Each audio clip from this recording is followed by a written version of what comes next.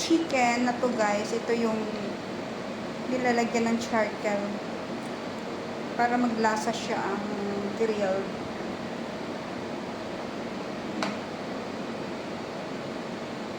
Shawarma salad. Ang pinaka-sauce nito, ano lang, tahina at saka yung yogurt. Yun, paghaluin lang siya, 1 cup ng yogurt at saka 1.5 na tahina, tapos konting little amount of lemon and olive oil. This one. So it's up to you guys if you want to put something sauce on top, like pomegranate sauce, you can.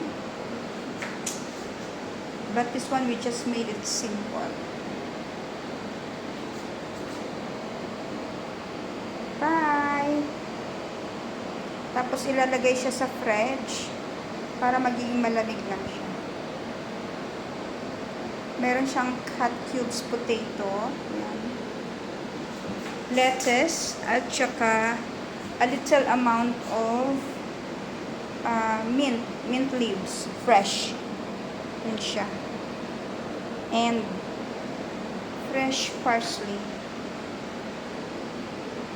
And little amount of pickles. Bye!